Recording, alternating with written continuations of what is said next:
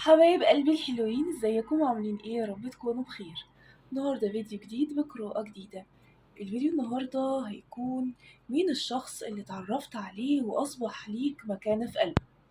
مين الشخص اللي ممكن تكون اتعرفت عليه بالصدفة، ممكن تكون اتعرفت عليه في مكان، اتعرفت عليه بخصوص شغل، يعني ايا كان شخص انت اتعرفت عليه وحاليا انت ليك مكانة في قلبه. ومكانة خاصة، مش مكانة كده وخلاص. طيب، القراءة دي هتكون بأول حرف من اسمك انت أو باختيار الأحجار، طبعا لأن دي طاقتك انت. طب القراءة دي تصلح لمين؟ تصلح لجميع الطاقات. أي حد حابب إنه يعرف مين الشخص اللي ممكن يكون دخل حياته بالصدفة أو دخل حياته بسبب حاجة معينة، والشخص ده هو شايل لك مكانة خاصة في قلبه، يبقى القراءة تصلح لجميع الطاقات. القراءة دي هتكون بأول حرف من اسمك أو باختيار الأحجار. الحجر الأول الحقيقة هو مش حجر، هي كريستالة. طبعا دي طاقتها قوية جدا، أو طاقة الكريستال عامة.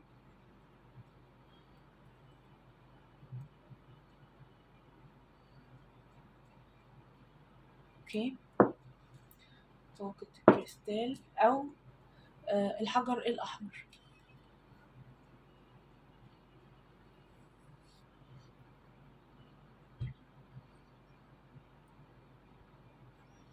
يا تختاروا بالأحجار يا بأول حرف من اسمك انت. طيب، لو انتوا أول مرة تشوفوني ياريت تنوروني بسبسكرايب في القناة وتقولولي بتتابعوني منين. وكمان لو حد محتاج يحجز قراءة مدفوعة يتواصل على رقم الواتساب، دايما هتلاقوه تحت في الديسكريبشن بوكس وفي التعليق المثبت الأول. وطبعا لو عجبكم الفيديو ياريت تعملوا لايك وتكتبولي رأيكم في الفيديو تحت في الكومنتس. طيب، تعالوا كده بقى نبتدي. مجموعة رقم واحد، الناس اللي اختارت الكريستالة، خليها هنا.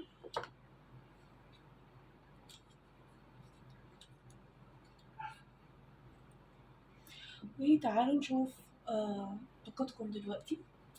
طاقة مجموعة رقم واحد.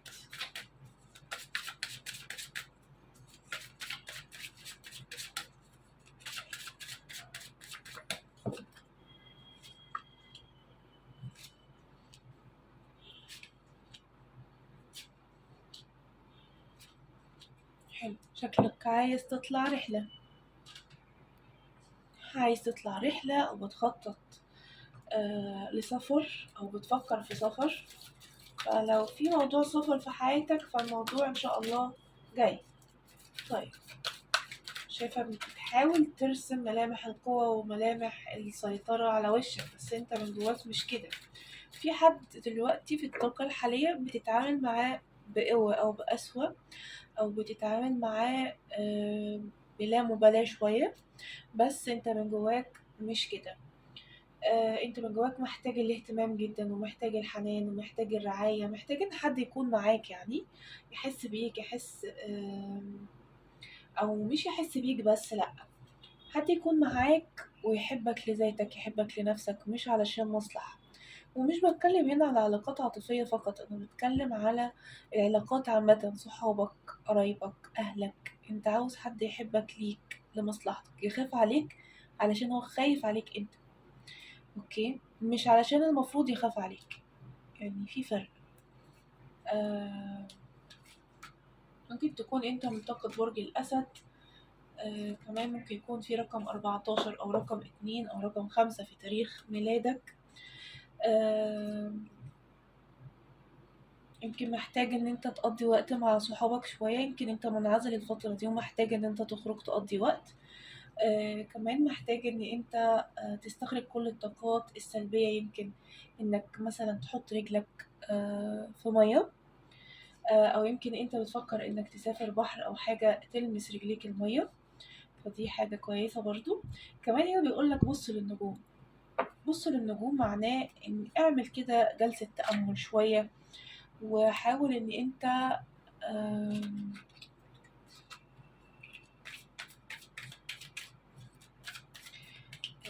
تخلي السلبية تطلع منك، وتعزز طاقتك الداخلية إنك تعمل جلسة تأمل. أنت سبت حاجة أو غادرت من حاجة أو بعدت عن حاجة، ففي طاقة انعزال حاليا عن حد يمكن. يمكن لأغلب الطاقات بيفكر في استقرار وزواج في الفترة الحالية، وكمان بيفكر في استقرار مادي أو تركيز مالي. يعني في ناس بتفكر في التركيز المالي في طاقتكم، وفي ناس بتفكر في الزواج والاستقرار، وممكن يكون برضو في ناس بتفكر في ده وفي ده. شايفة أو حاسة إن أنت بتحاول تبعد عن شخص، أو بتحاول إن أنت يا تدافع عن نفسك قصاد موقف أو شخص، يا إما بتبعد عنه بتحاول إن أنت تعمل حاجز.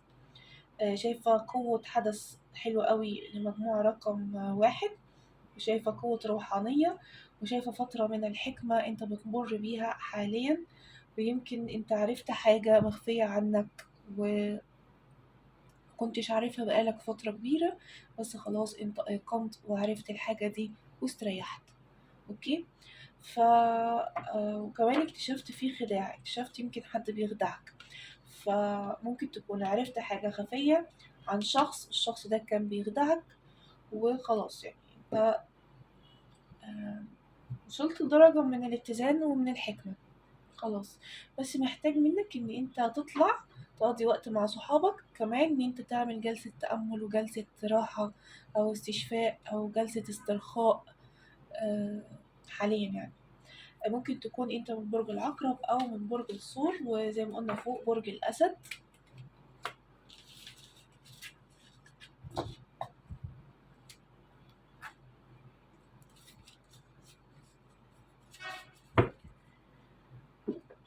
اوكي.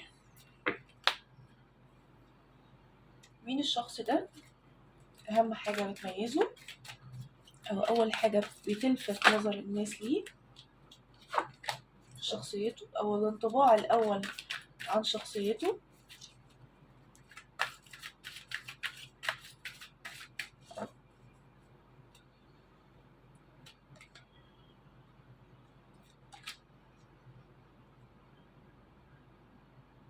مم.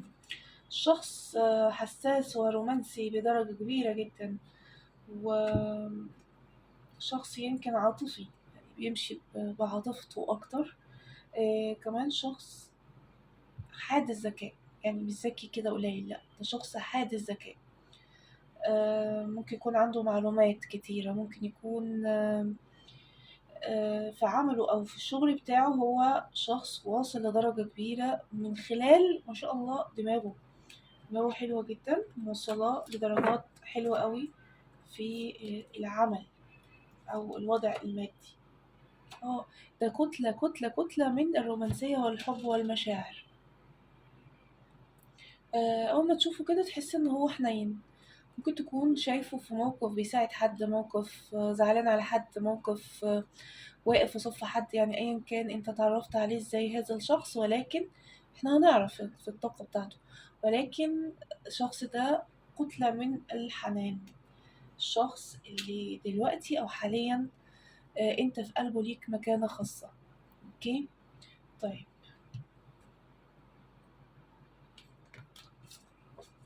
ممكن يكون من برج مائي على فكرة، أو من برج هوائي.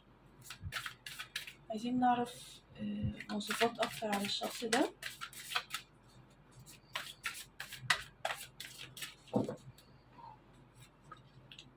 بصوا برضو جايلي هنا ملكة الكؤوس أو الكوين اوف كابس، يعني شخصية عطوفة، شخصية هادئة. آه، اوكي. شخص معطاء جدا جدا، يحب ان هو يساعد الناس، ويحب ان هو يعدل، يكون عادل في كل حاجة هو بيعملها. هو شخص عادل وشخص عنده كرم وشخص عنده العطاء الكبير، وهو أساسا ماديا مزدهر يعني، ما شاء الله عليه. الشخص ده برضو من صفاته أو صفاته الشخصية إنه عنده حجب للمشاعر، يعني هو مخبي مشاعره خالص، ما بيبينهاش، عنده كمية المشاعر اللي احنا شفناها دي بس هو مخبيها. بيبان يمكن عليه إن هو حنين، بيبان عليه إن هو شخص عطوف، ولكن مش بالقدر اللي هو عليه يعني، يمكن بيبان عليه شوية صغيرة من اللي هو فيه. كمان الشخص ده متردد أحيانا، وأحيانا بينسحب وبينعزل وبياخد فترة من الهدنة لوحده. الشخص ده برضو ممكن حياته فيها صراعات وخلافات وتوترات، وكمان عصبي، هو شخص عصبي. آه، ممكن يكون هذا الشخص كمان تعرض لخسارة مادية في حياته. أنا بقول كل الحاجات اللي طالعة عندي، ممكن يكون الشخص ده أنت تعرف بالك كتير وعاصرت الموقف ده، يعني كنت موجود ومثلا هو بيتعرض لخسارة مادية في حياته أو خسر شغله أو أيا كان. تمام. طيب، يبقى هو حصل له مشكلة بتخص المال، بس هو وقف على رجله من أول وجديد ورجع تاني أو أكتر من مكان. هو دلوقتي مستقر وعنده ازدهار مادي.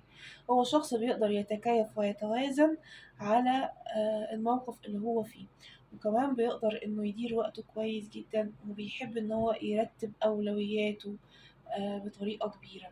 ممكن كمان يكون الشخص ده من برج الميزان أو من برج السرطان، طاقتين طالعين لي. طيب تعالوا كده ناخد كروت أوريكلز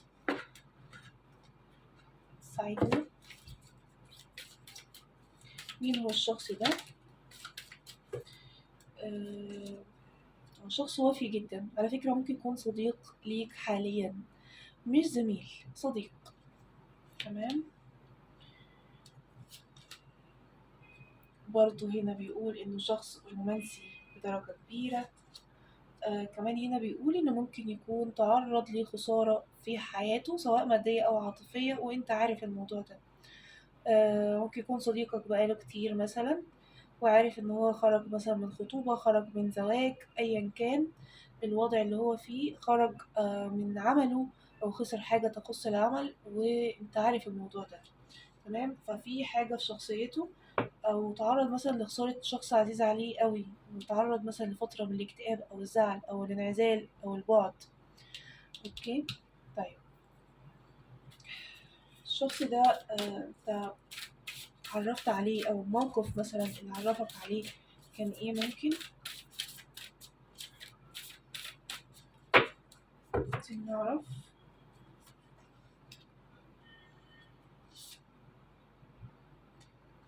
اوكي.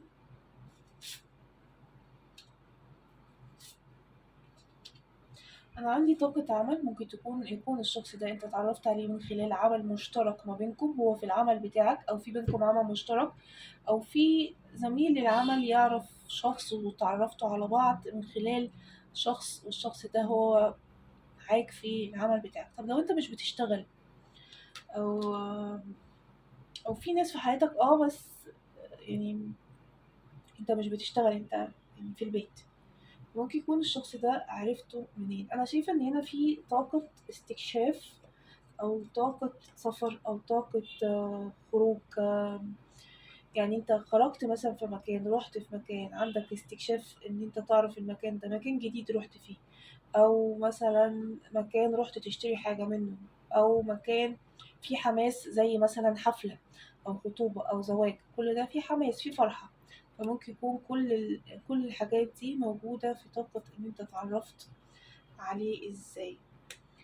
آم، كمان هنا ممكن يكون هذا الشخص صديق طفولة، تعرفه من وأنت صغير، أو مثلا صديق أخوك، صديق أختك. آم، أو لو أنت رجل صديقة أختك، يعني أيا كان. أو كمان ممكن يبقى جيران، يعني برضو الجيران تعرفه وأنت صغير. أو كمان ممكن يكون قريب، شخص تعرفه من عيلتك، يعني قريبك. اوكي. فالطاقات دي كلها موجودة عندي. الشخص ده من ساعة ما اتعرف عليك وانت دخلت في حياته، ممكن يكون آه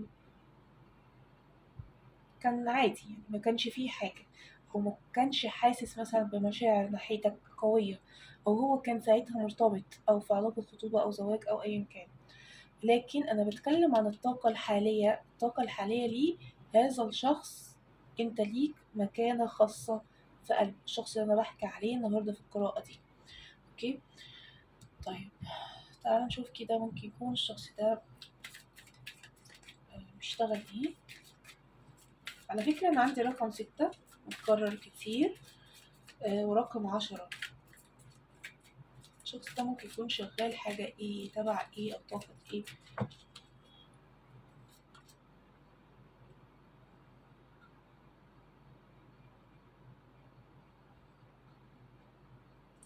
الشخص ده ممكن يكون شغال حاجة ليها علاقة بالمناقشات، بالحوار، بفن الإقناع مثلا، إقناع بالحاجة أو بالمنتج أو بأي شيء، في مناقشة، في تواصل ما بينه وما بين العميل. تمام. على فكرة ممكن يكون شغال برضو حاجة ليها علاقة بالسوشيال ميديا، ليها علاقة بالإعلام، ليها علاقة بالراديو، ليها علاقة بالتلفزيون. تواصل، في تواصل. الشغل اللي هو بيشتغله أو العمل اللي هو فيه ده بيحبه جدا، وده اختياره، يعني هو مش بيشتغل حاجة غصب عنه، أو حاجة أو اللي اتعرض عليه وخلاص. آه ممكن يكون بيشتغل حاجة فيها أموال، زي مثلا بيشتغل محاسب على طول بيحسب فلوس. اوكي. آه برضو هنا بيدل على أموال، يعني محاسب أو بورصة، أو ممكن بورصة، لأن البورصة بتكسب وبتخسر مثلا. اوكي، حاجة ليها علاقة بكده.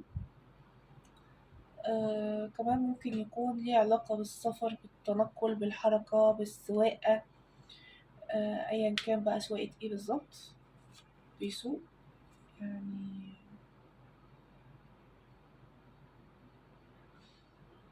ممكن يكون قائد فريق في مكان. ممكن يكون مرشد سياحي هذا الشخص، أو ليه علاقة بالسياحة، بالآثار، بالحاجات اللي هي زي كده دي. اوكي، تعالوا كده ناخد كروت رومانس. انت في قلبه ليك مكانة خاصة، برضو عايزين نوصف ازاي المكانة دي، وصلت لإيه المكانة دي. واو.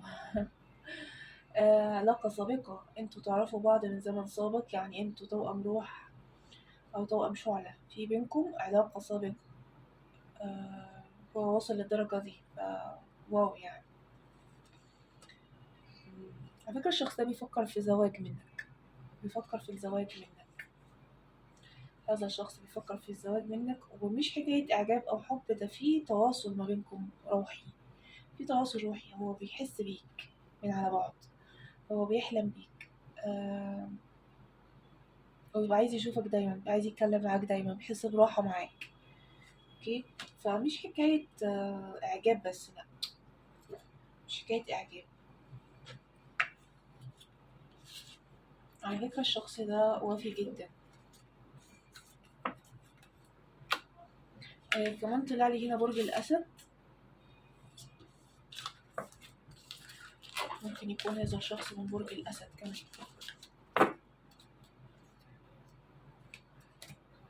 طيب،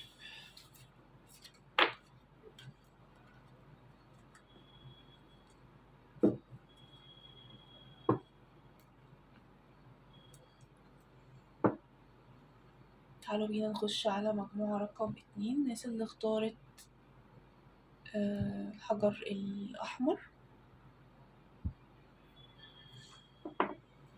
تعالوا نشوف طاقتكم دلوقتي يا ترى عاملة ازاي.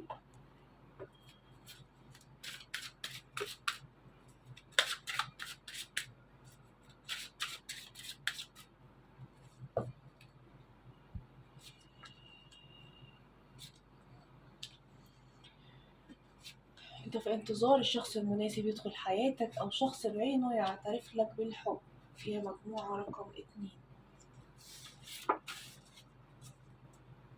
مستني بداية جديدة، مستني أمل جديد. شايفة ان انت في انتظار الحب، وفي انتظار انت في انتظار الحب جدا، سواء رجل او امرأة. انت في انتظار الحب بدرجة كبيرة قوي، يمكن الحب ده حاجة اساسية في حياتك. وعندك طاقة احلام الفترة دي، بتحلم كتير، سواء ان انت بتحلم يعني، او انك تحاول تخلي نفسك سعيد، فبتحلم حاجات انت نفسك فيها.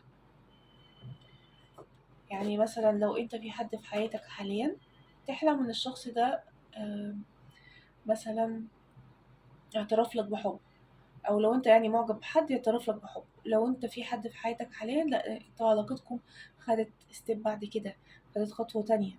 تمام، فانت في طاقة احلام حاليا. فيمكن انت اهم حاجة دلوقتي حاليا عندك بتفكر فيها هي الاستقرار العاطفي، وبداية جديدة في حياتك العاطفية، سواء تاخد خطوة أكتر، أو الشخص اللي معاك ياخد خطوة أكتر في العلاقة دي، أو لو أنت مفيش أساسا حد في حياتك دلوقتي، إن يجي الشخص المناسب. ولو أنت معجب بحد، إن اللي أنت معجب بيه ده ياخد خطوة، يعني أيا كان أنت على إيه، فعايز خطوة تانية. أوكي.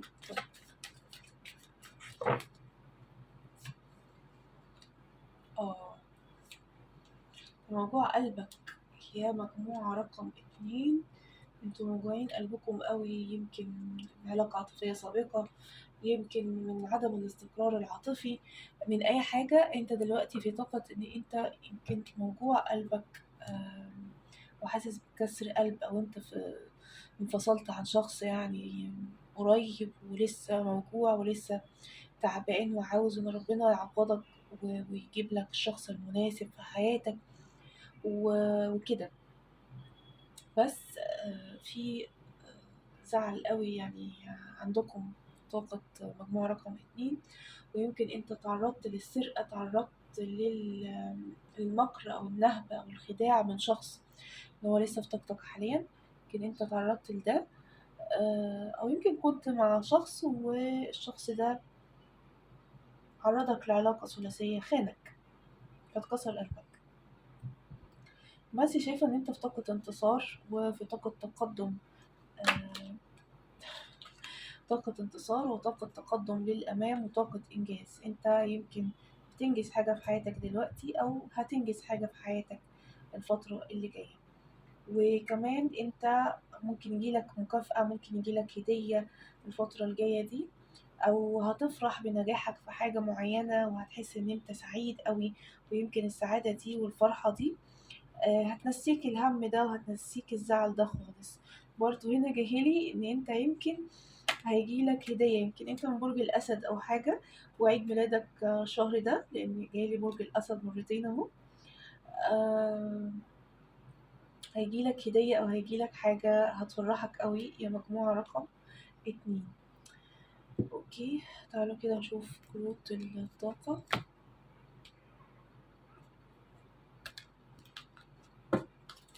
ممكن نصيحة مثلا تقولك ايه، أو حاجة انت محتاجها حاليا. برضو الكارت ده جه المجموعة رقم 1. وهنا بيقولك انك تحاول انت تشيل الطاقات السلبية عنك، ان انت تنقع رجلك في مية، توصل رجلك لمية. كمان هنا بيقولك امشي واقرأ، او انت مثلا دلوقتي في طاقة محتاج ان انت تمشي. المشي ده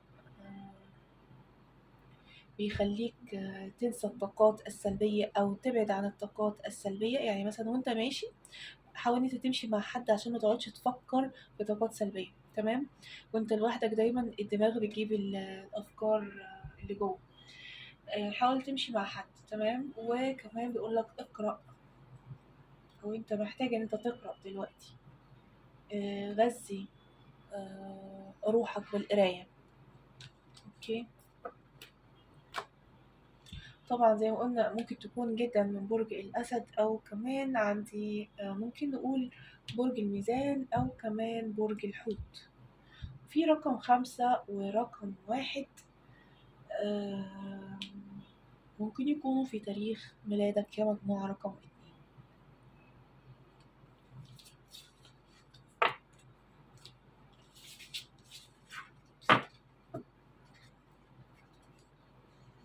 تعالوا كده نعرف الانطباع الأول عن الشخص اللي حاطك في مكانة خاصة أو ليك في مكانة خاصة في قلبه.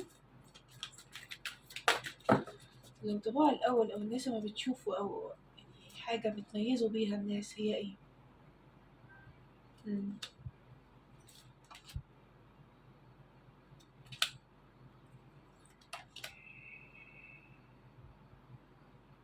إنه شخصيتين في بعض. الشخص ده ممكن تحس إن هو حاجتين: شخص متفائل ومتشائم، شخص سعيد جدا وفرفوش جدا وكئيب جدا وتعيس جدا، آه، شخص مهتم جدا جدا وشخص لا مبالي، شخص بيحب الشغل وعنده شغف وبعد كده ممكن تحس ان هو فاقد الشغف. فهو شخص حاجتين في بعض، هو شخصيتين في بعض. تمام. و سوري. كمان الحاجة اللي بتميز هذا الشخص إنه ما بينساش أي موقف حصل له أو مر بيه، وبيقعد يفكر كتير كتير كتير، وممكن يتخيل ويعمل مواقف على موقف شافه، مثلا يعمل مواقف عليه من خياله. يعني هو شخص ايه، يقعد يسرح بخياله كده ويعمل مواقف ويزعل عليها ويتضايق وممكن يعيط. الكلام ده مش موجود أصلا في الأساس. كمان شايفة إنه ممكن لما تتعرف عليه أو هو دلوقتي في الطاقة الحالية بيمر بأزمة في شغله أو مشكلة تخص العمل، أو هو يمكن دلوقتي سايب الشغل بتاعه أو مش بيشتغل أو كده، أو الفترة اللي انت اتعرفت عليها أو الشخص ده انت دخلت في حياته كان هو سايب الشغل بتاعه. تمام. ممكن نقول إن الشخص ده من أبراج ايه. والله أنا طلع لي أبراج نارية وأبراج ترابية وأبراج هوائية، بس هنعرف أكتر لما نشوف شخصيته، يمكن يطلع لنا برج بعين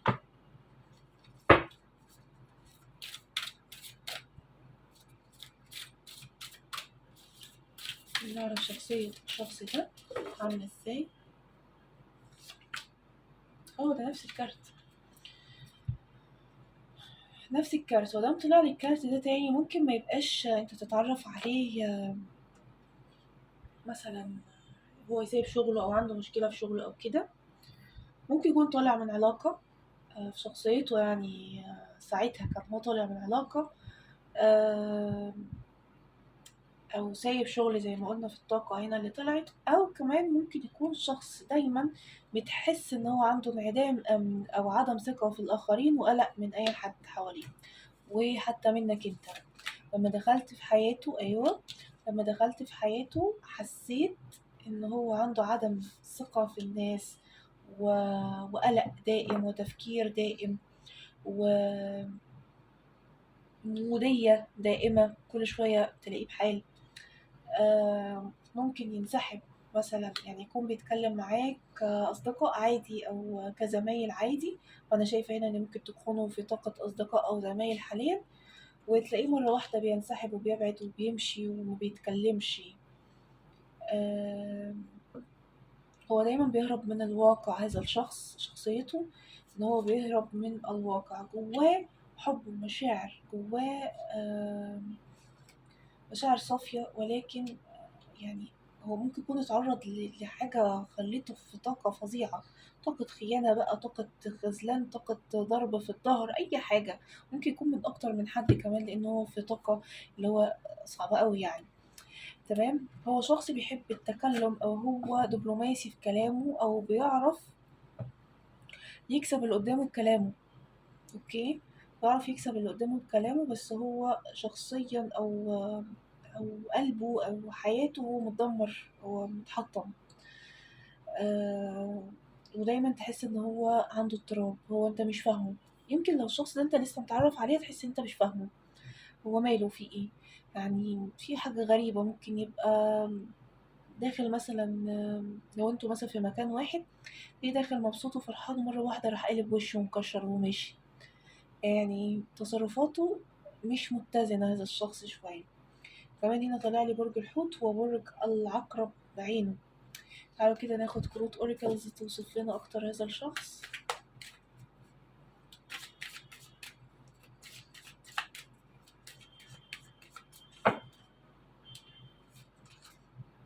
شخص لما بيحب من قلبه بجد، وعلشان كده لما بيتجرح أو بيحصل له مثلا كسر في قلبه، ده بيبقى صعب عليه قوي، والموضوع ما بيمرش عادي.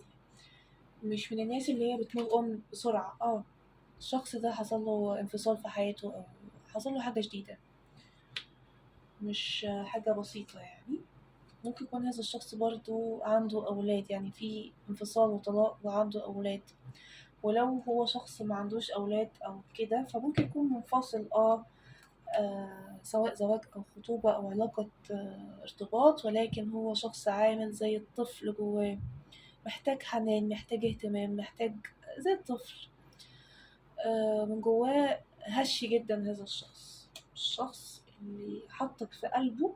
يا مجموعة رقم 2، شخص هش جدا، فحافظ عليه الشخص ده، لأنه هو مضطرب وتعبان أصلا يعني، هو تعبان أصلا.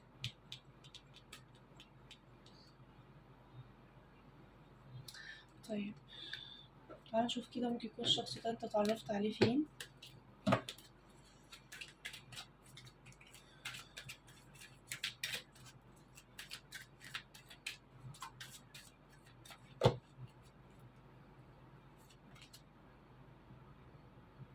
عندي طاقة ان الشخص ده انت لسه متعرف عليه ما بقالكش كتير، وعندي طاقة ان الشخص ده انت متعرف عليه من خلال عمل.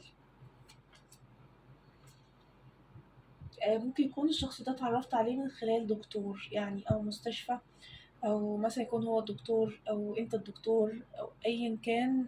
في طاقة استشفاء او طاقة مرض او طاقة آه، است- آه، طبيب يعني. تمام.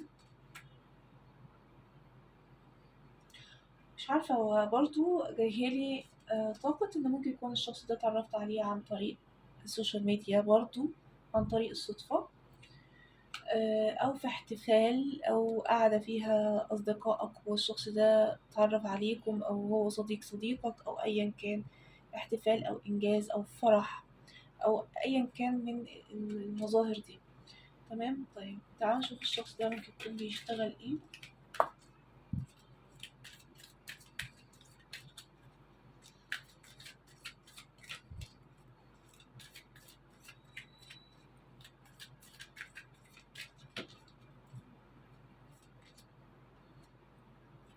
بيشتغل حاجة فيها منافسة، بيضارب حد مثلا، أو منافسة. ممكن يكون بيلعب في فريق كرة قدم، أو مدرب بيبقى دايما على أعصابه إن عايز الفريق بتاعه يكسب. آم، ممكن يبقى في القتال برضو، ممكن يكون ضابط. آم، ممكن يكون محامي بيعارض مثلا. الشخص ده ممكن يكون معلم، آم، أو طالب علم، يعني ممكن يبقى الاتنين.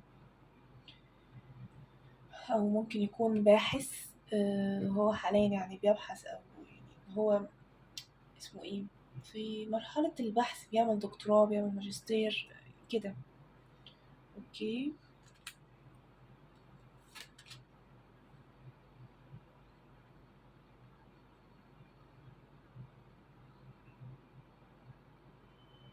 ممكن يكون بيشتغل حاجة ليها علاقة بالسفر. ممكن يكون برضه شغال محامي، أو أي حاجة ليها علاقة بالحكومة، بالقانون، بالشرطة، بالجيش، بالقوانين يعني، بالمنصب. أو برضه طاقة طبيب، ممكن يكون شغال طبيب، أو أي حاجة ليها علاقة بالطب أو الشفاء. آه كمان ممكن يكون هذا الشخص بيشتغل حاجة ليها علاقة بالستار، بالنجومية، شخص معروف مشهور على السوشيال ميديا مثلا، شخص مؤثر. اوكي. او الشخص ده بيشتغل حاجة بايديه كده زي ما انتم شايفين يعني. مهندس مثلا، دايما بيشتغل بايديه. مهندس يعني في تخصصات في في الهندسة بيشتغل دايما بايديه. آه، ممكن يكون برضه بيشتغل أي حاجة حرفية، ممكن يكون بيشتغل حاجة ليها علاقة إنه بيمسك قلم كتير وبيكتب أو بيكتب على اللابتوب. آم، حاجة بيستخدم فيها ايديه على طول، وهو مدمن عمل وبيشتغل يعني عمل شاق ومنتج وبيتعب على الشغل ده. ولو لقى ان العمل مش كويس او هو مقصر، لا بيجي على نفسه عشان خاطر العمل بتاعه ده يبقى حلو يعني، يرضى. هو شخص عنده نزاهة كبيرة أوي. طيب تعالى نشوف كده بقى ايه المكانة دي بقى، عايزين نعرفها. المكانة اللي هو حطك فيها مكانة ايه بالظبط؟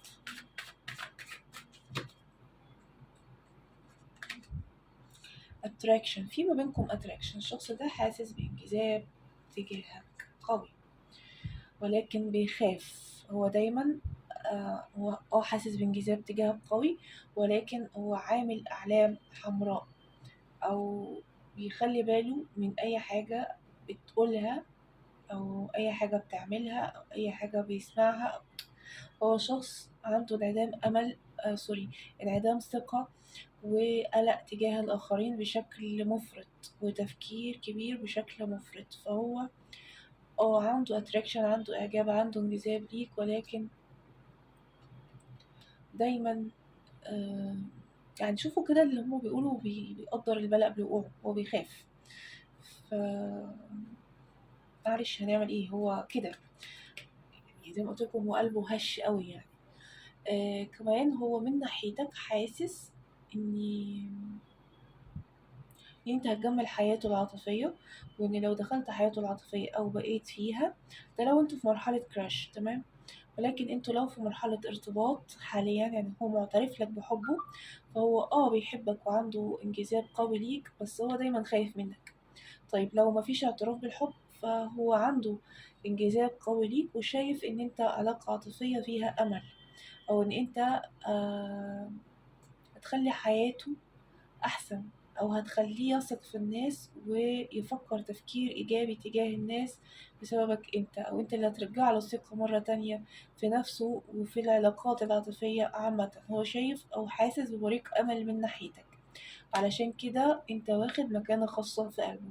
الشخص ده مش من السهل انه يطمن، مش من السهل انه يحب او يعجب بحد، مش من السهل انه يقرب حد على حياته. فدام حصل كده معاه، يبقى فعلا انت ليك مكانة خاصة في قلب هذا الشخص. طيب اقول لكم الابراج اللي طلعت لي. ممكن يكون الشخص ده من البرج ده. طبعا طلع لي برج العقرب والحوت زي ما قلت لكم، وكمان طلع لي برج العذراء وبرج الدلو وبرج الميزان. ممكن يكون هو من الابراج دول. تمام. طيب انا كده خلصت القراءة النهاردة، يا رب تكون القراءة عجبتكم وانطبقت معاكم. وما تنسوش اللايك والاشتراك في القناة طبعا لو عجبكم القراءة. وكمان لو حد محتاج يحجز قراءة مدفوعة يتواصل على رقم الواتساب، هتلاقوه دايما تحت عندكم في الديسكريبشن بوكس أو في التعليق المثبت الأول. شكرا ليكم، باي باي.